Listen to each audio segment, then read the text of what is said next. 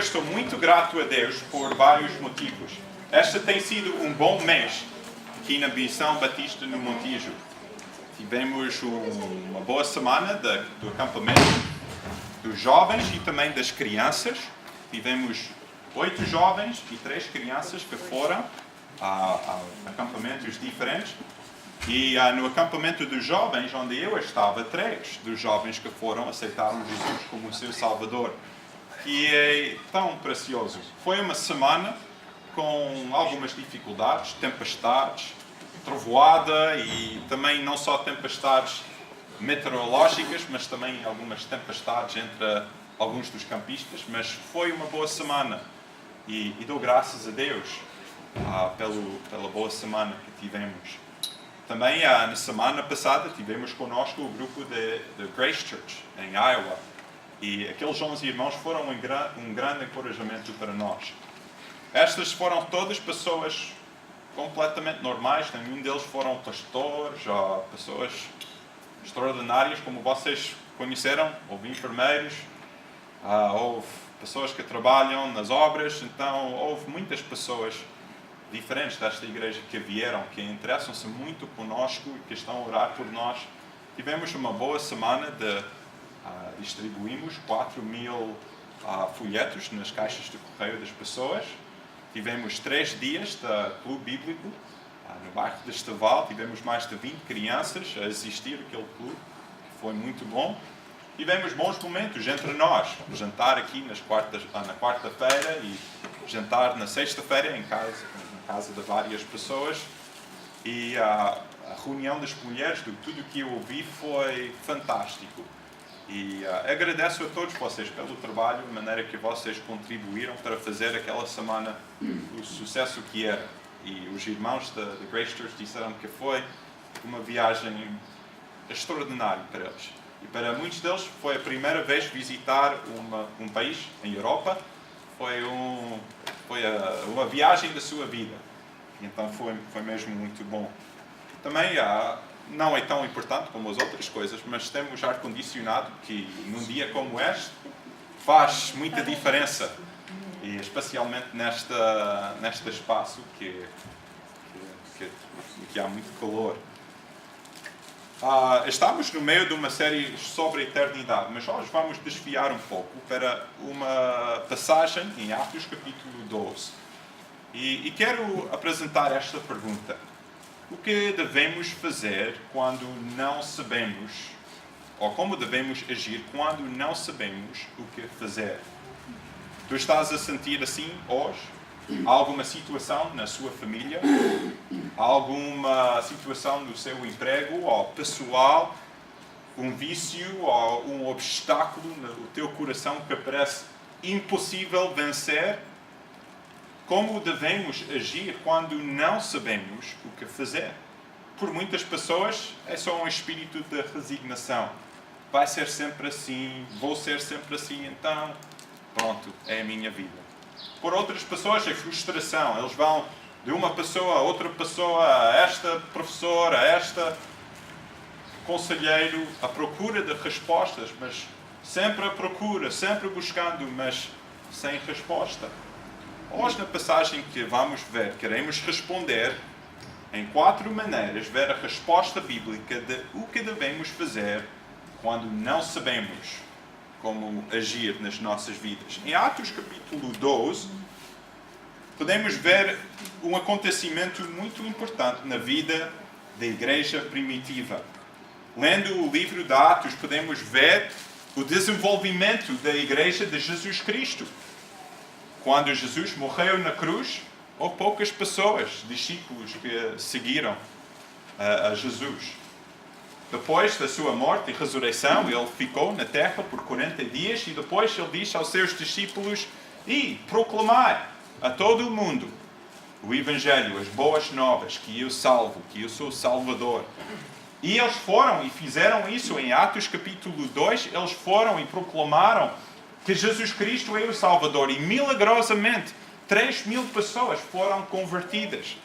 E ao longo das primeiras páginas e capítulos de Atos podemos ver a igreja crescer rapidamente. E em Atos capítulo 12 vemos de crescimento de grandes coisas, dificuldades. E vamos ver o que a palavra de Deus tem para dizer acerca deste assunto hoje. Atos capítulo 12, vamos ler os primeiros 4 versículos. E por aquele mesmo tempo o rei Herodes estendeu as mãos sobre alguns da igreja para os maltratar. E matou a espada Tiago, irmão de João. E vendo que isso agradara aos judeus, continuou mandando prender também Pedro. E eram os dias dos jasmos. E havendo-o prendido, o encerrou na prisão, e entregando-o a 4 quaternos de soldados, para que o guardassem, querendo apresentá-lo ao povo depois da Páscoa. Então este é o contexto. A igreja, nos primeiros dias, estava a crescer. Houve grandes resultados, as pessoas estavam a ser convertidas e por algum tempo houve algum paz. Mas em Atos capítulo 8 diz que houve uma grande perseguição. Muitos da igreja foram espalhadas. E agora, aqui em Atos capítulo 12, vemos que há uma nova perseguição. E podemos ver que o rei Herodes, como diz aqui, estendeu as mãos sobre alguns da igreja para os maltratar, para perseguir. É interessante, nestes 4 versículos, podemos ver 3 grandes dificuldades e obstáculos que a igreja estava a enfrentar naquela altura. Diz que naqueles dias, quais eram estes dias? Olha para 11:28.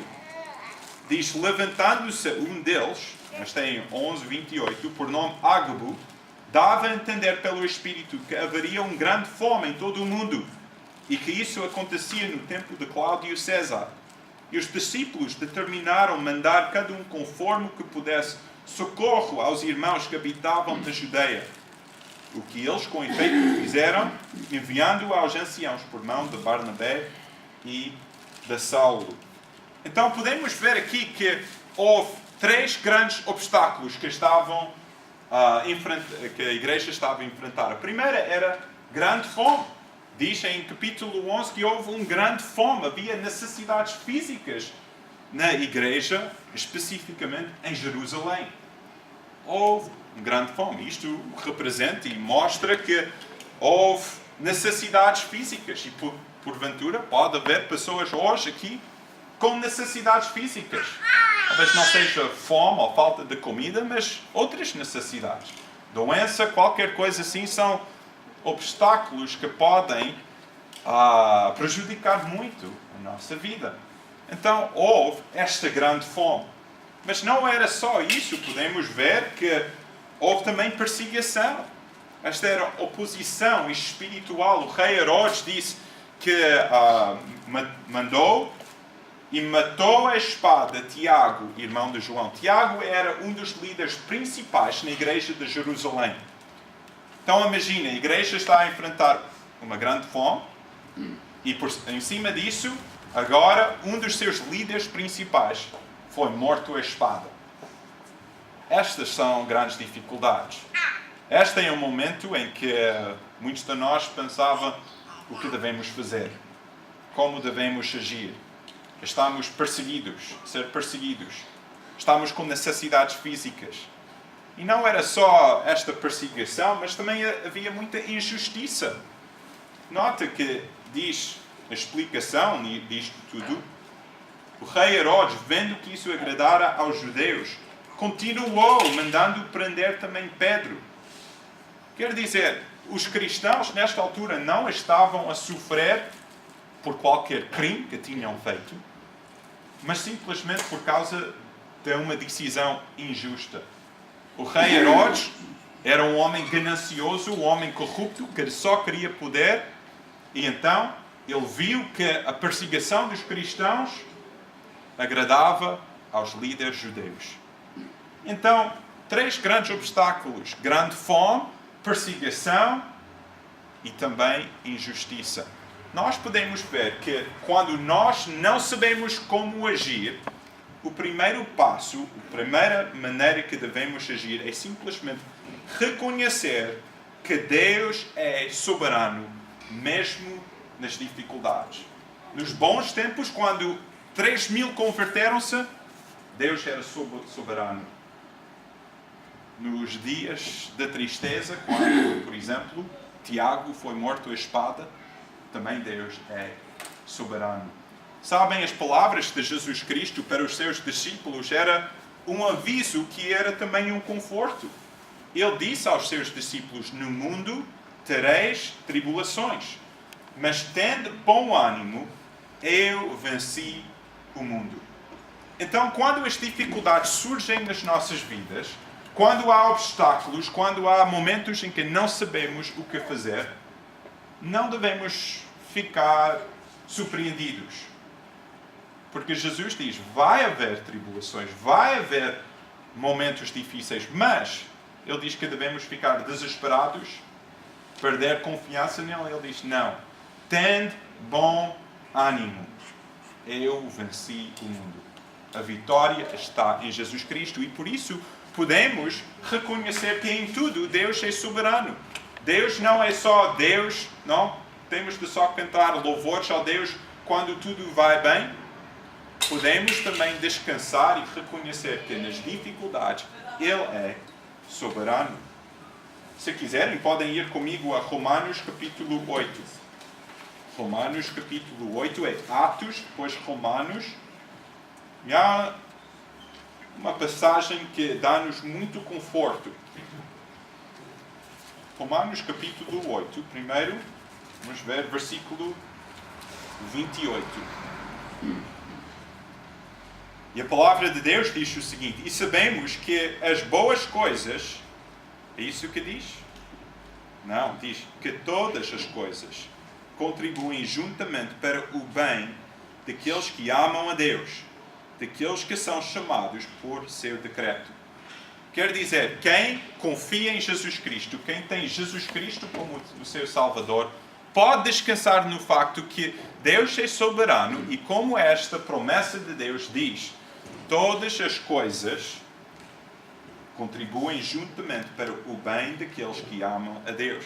E por isso, mais tarde nesta passagem, em versículo 36, diz, como está escrito, por amor de ti somos entregues à morte todo dia. Fomos reputados como ovelhas para o matadouro. Mas, em todas estas coisas, somos mais do que vencedores por aquele que nos amou. Então, amigos, irmãos, quando olhamos para as nossas próprias vidas, as coisas em que não sabemos o que fazer, primeiro devemos descansar e reconhecer e confiar no facto que Deus é soberano, mesmo nas dificuldades. Quando tu estás deitado na cama no hospital, Deus é soberano e Ele continua a amar-te. Quando tu estás a chorar de lágrimas de tristeza pela perda de alguém que tu amas muito, Deus está lá. Ele está contigo. E quem conhece Jesus Cristo tem esta esperança. A igreja estava a enfrentar grandes problemas, grandes perseguições, grande fome, mas Deus continuava a agir. E como vamos ver nesta passagem, Deus não estava ausente, Ele estava e está presente. Mas o que vai acontecer? Pedro agora está na prisão. Tiago, morto. Pedro na prisão. Será que os cristãos vão espalhar-se, fugir? Não foi isso. Olha para o versículo 5. Qual foi a resposta? Atos 12, versículo 5. Diz, Pedro, pois, era guardado na prisão, mas a igreja fazia contínua oração por ele a Deus. Podemos ver aqui o segundo passo. Quando não sabemos o que fazer, o segundo passo é este. Devemos orar com perseverança. Houve um problema. Podiam ter fugido, podiam ter ficado frustrados, mas qual era a resposta? Orar. Orar, orar, orar. Orar deve ser a nossa resposta, a primeira resposta. Muitas vezes esperamos até nós tentarmos fazer isto e aquilo e resolver a situação da nossa maneira, Mas para quem conhece Jesus, a resposta é ir logo direto a Jesus. Jesus, eu entrego isto nas tuas mãos. E foi isso que a igreja fez. Note 3 coisas sobre esta oração. Diz em versículo 5, a igreja fazia contínua oração. Quer dizer, isto era oração contínua. Era oração com perseverança. Não era uma palavra de oração e toca andar. Não, era oração contínua. E a palavra de Deus fala sobre a importância de orar continuamente, de levar as nossas situações a Deus em oração. Em Tiago 5:16 diz o seguinte: orai uns pelos outros. A oração feita por um justo pode muito nos seus efeitos. Então foi oração contínua. Que nós possamos ser pessoas e uma igreja que ora com perseverança. Não é só algo que fazemos porque é parte do nosso culto, mas porque somos pessoas dependentes em Deus. Esta é essencial. Mas também era oração específica. Nota no versículo 5, ele diz: fazia continua oração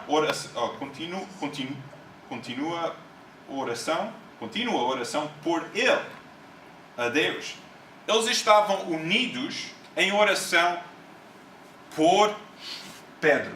Eles estavam a orar pelo apóstolo Pedro. Ele estava na prisão e então eles oraram sobre esta situação específica.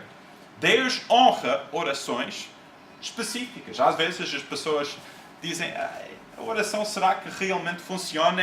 Às vezes eu oro, mas não vejo respostas à minha oração. Uma pergunta que devemos fazer é esta: estamos a orar especificamente ou só estamos a falar em generalidades? Deus abençoa-me.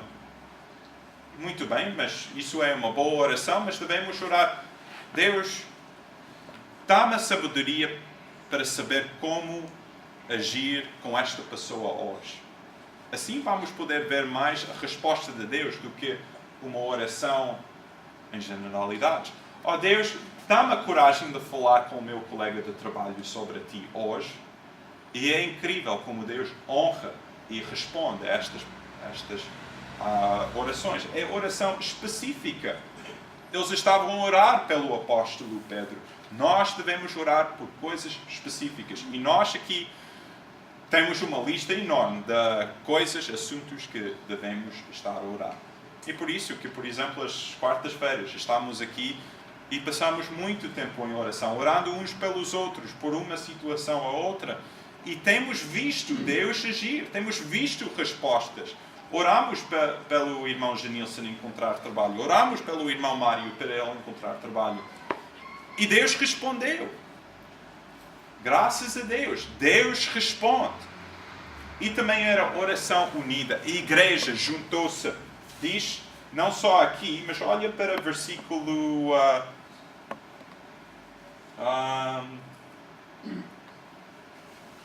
acho que é em versículo...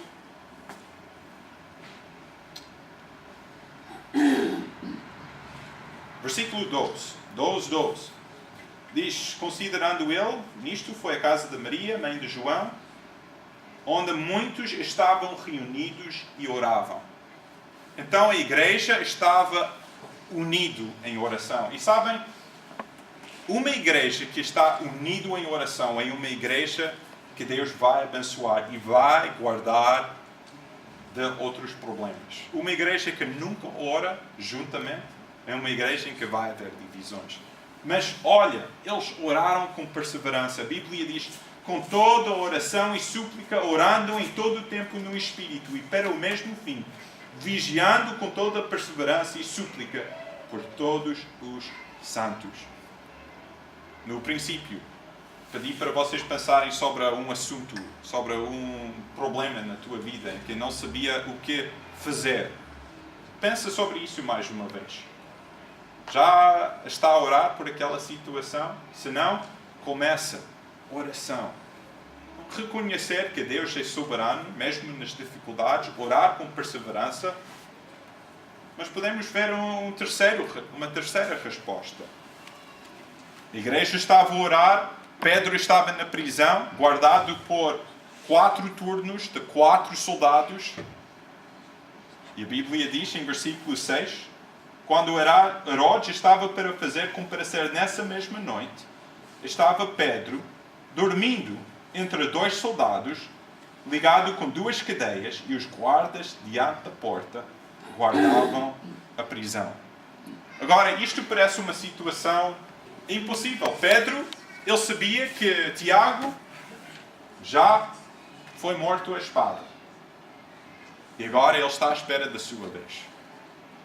Ele, neste momento, com soldados aos 2 lados dele, deve estar a pensar: pouco tempo eu vou morrer por Jesus. Mas é interessante, ele estava lá a dormir. E eu não sei exatamente o que ele estava a sentir, a Bíblia não diz. Mas o que eu vejo aqui é que há uma resposta que devemos ter, e é esta: devemos descansar em Deus. Pedro, nesta altura, ele próprio não podia fazer nada para mudar a situação. Ele próprio estava na prisão, guardado por 2 soldados que estavam ligados a ele e 2 por fora. Ele próprio não podia fazer nada. Só Deus podia agir. E então ele descansou no poder de Deus. Sabem, há situações nas nossas vidas em que realmente nós não podemos fazer nada além do que entregar isso nas mãos de Deus e descansar no amor e na soberania de Deus. Há frustrações, há problemas, há situações que nós, com as nossas próprias habilidades, não conseguimos resolver. E por isso descansamos em Deus. Agora, nós quando olhamos para esta passagem, eu acho que vocês sabem o que vai acontecer. Mas é importante reconhecer que nisto, Tiago, ele morreu. Pedro, como vamos ver, ele vai sobreviver. Deus vai livrá-lo da prisão. E a nossa tendência é simplesmente olhar para Pedro e dizer: olha, Deus pode salvar, e incrível, Deus salvou Pedro e ele também pode salvar a mim. Mas não podemos ignorar que Tiago, ele morreu. Então, como é que vamos equilibrar estes 2 aspectos?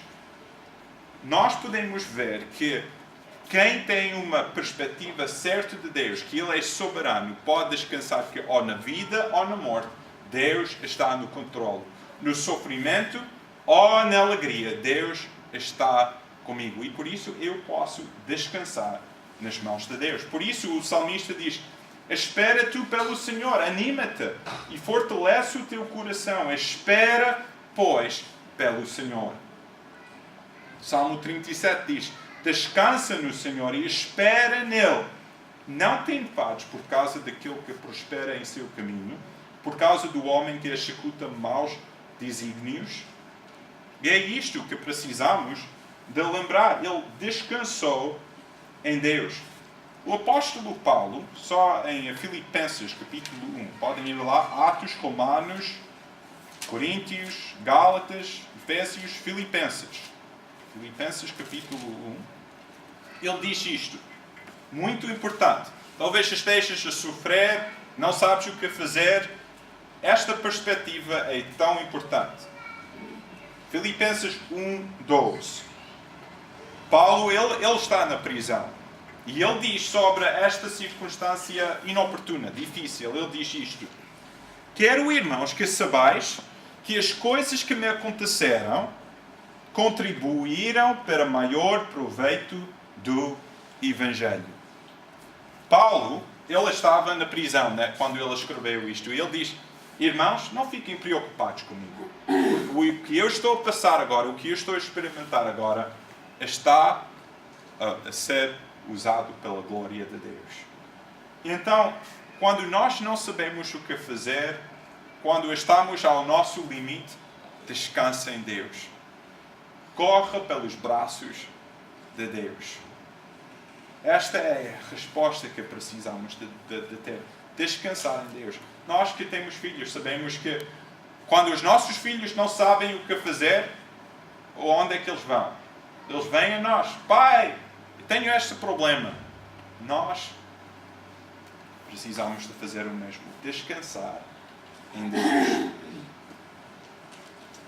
Deus não desperdiça nenhum problema, nenhuma dificuldade nas nossas vidas. Sabem isso? Deus não desperdiça nenhum problema nas nossas vidas. E não há nada que entra nas nossas vidas que não primeiro passa pelas mãos de um Deus que nos ama. Nada. É isso que precisamos de lembrar. O que vai acontecer? Olhe para versículos 7 a 12. Uma situação impossível. E eis que sobreveio o anjo do Senhor. Resplandeceu uma luz na prisão e, tocando a Pedro na ilharga, o despertou, dizendo: levanta-te depressa. E caíram-lhe das mãos as cadeias. E disse-lhe o anjo: cinge-te e ata as tuas alparcas. E ele assim o fez. Disse-lhe mais: lança às costas a tua capa e segue-me. E saindo o seguia. E não sabia que era real o que estava sendo feito pelo anjo, mas cuidava que havia alguma visão. E quando passaram a primeira e a segunda guarda, chegaram à porta de ferro, que dá para a cidade, a qual se lhes abriu por si mesma. E tendo saído, percorreram uma rua, e logo o anjo se apartou dele. E Pedro, tornando a si, disse: agora sei verdadeiramente que o Senhor enviou o seu anjo e me livrou da mão de Herodes e de tudo o que o povo dos judeus esperava. Considerando ele nisto, foi a casa de Maria, mãe de João, onde muitos estavam reunidos e oravam. Bateu a porta do pátio uma menina chamada Roda. Saiu a escutar. Conhecendo a voz de Pedro de gozo, não abriu a porta, mas correndo para dentro, anunciou que Pedro estava à porta. E disseram-lhe: estás fora de ti? Mas ela afirmava que assim era, e diziam: é o seu anjo. Mas Pedro perseverava em bater, e quando o abriram, viram-no e se espantaram. E acenando-lhes ele com a mão, para se calassem, contou-lhes como o Senhor o tirara da prisão, e disse: anunciai isto a Tiago e aos irmãos. E saindo, partiu para outro lugar. Agora, isto é fantástico. O anjo do Senhor vem, livra-o de prisão. Pedro não percebe o que está a acontecer. Ele finalmente diz: é o Senhor que me livrou. Vai à casa dos irmãos que estão a orar por ele. E qual é a resposta? Eles dizem: glória a Deus, ele respondeu à nossa oração. Ele respondeu. Não. Eles ficaram na dúvida. Não pode ser. Estão a ver a ironia disto? Eles estavam a orar: Deus, livra Pedro da prisão. Vem aí a serva dizer: Pedro está liberto da prisão. Eles dizem: não pode ser. Nós tantas vezes fazemos isto. Eu faço isto. Nós subestimamos o poder de Deus. Nós esquecemos que servimos um Deus que é soberano, que é rei sobre tudo, que consegue e pode e age neste mundo e nas nossas vidas. E é isso que podemos ver. A quarta lição que podemos ver é que devemos observar Deus fazer maravilhas. Não houve qualquer outra solução senão Deus. Olha só a lista, os obstáculos. Havia 4 grupos de 4 soldados. Estava na prisão, dormindo entre 2 soldados, acorrentado com 2 cadeias, a noite antes da chocação. E olhamos para estes obstáculos todos e pensamos: impossível. E alguns de nós estamos a olhar para as nossas vidas e dizemos exatamente a mesma coisa. Impossível. Tenho isto, este problema, esta pessoa, esta situação, este vício, não consigo. E olhamos para os obstáculos e não olhamos para o Deus que consegue ultrapassar, que consegue quebrar as correntes que estão a ligar as nossas mãos, que consegue libertar o pecador, que consegue restaurar as famílias, que consegue dar perdão, que consegue renovar e restaurar as vidas de pessoas quebrantadas. Este é o Deus que nós servimos. Devemos observar e ver Deus fazer maravilhas. Deus pode, Ele consegue e Ele fez. isto na vida de Pedro. E agora, voltamos à nossa pergunta no princípio. Como agir quando não sabes o que fazer? Hemos visto reconhecer que Deus é soberano mesmo nas dificuldades. Orar com perseverança. Descansar em Deus. E observar, ver Deus fazer maravilhas. Quando nós fazemos isto, vamos ver a mão de Deus, a obra de Deus nas nossas vidas. Todos nós vivemos em situações diferentes, famílias diferentes, problemas diferentes. Deus pode. É Deus que pode. E é Ele que liberta, é Ele que consegue. Há 2 anos, acho que precisamente nesta data, ou nesta semana, há 2 anos, houve um grupo dos Estados Unidos que estava aqui a visitar-nos. E um dia, eu e mais 2 ou 3 irmãos daquele grupo fomos para distribuir folhetos nas caixas do correio. E passámos por uma loja e eu já tinha falado a eles sobre o desejo de um dia começarmos uma igreja, alugar um espaço. E uma das pessoas que estava comigo disse: olha, esta loja aqui está vazia, talvez esta podia ser um espaço para a igreja que estão a plantar no futuro. E eu, com pouca fé, disse: acho que não vai dar, isso é demasiado caro. E, com muita pouca fé, eles notaram isso na minha voz e na maneira que eu respondi. As 2 pessoas que estavam lá disseram: David, vamos parar aqui e orar que Deus possa dar ou esta ou um lugar melhor para a igreja cá no Montijo. E parámos aí, no meio da rua, orámos juntos e eles oraram por mim.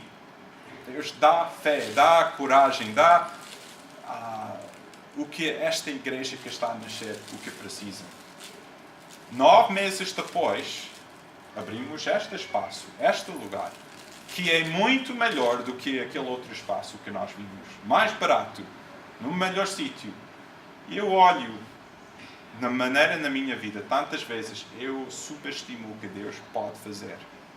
Ou que nós possamos ser pessoas que adoram um Deus grande, um Deus vivo, um Deus que consegue e pode que haja nas nossas vidas. Não estamos aqui apenas para cumprir um ritual, estamos aqui para adorar um Deus que vive, que age. E assim, quando nós enfrentamos situações em que não sabemos o que fazer, corremos ao Deus que é soberano. Oramos, submetemos isso nas suas mãos e vemos Deus fazer maravilhas. Deus pode. Entrega a sua vida nas mãos de Deus e vê Deus fazer maravilhas. Amém? Vamos orar. Pai nosso, damos graças que esta passagem da Bíblia dá-nos esperança.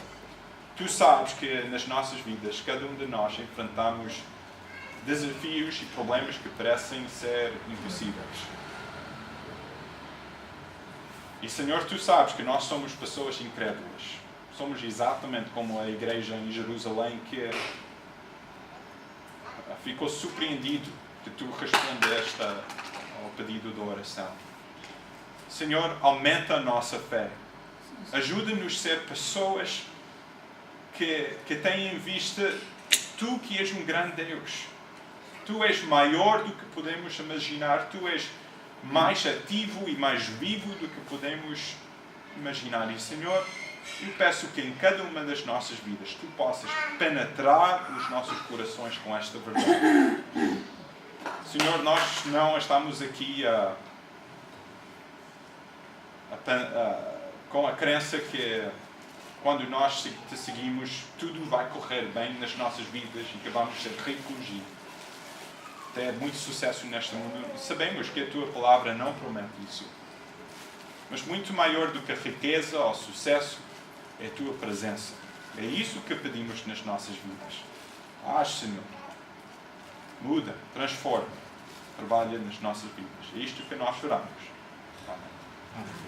Vamos ficar de pé.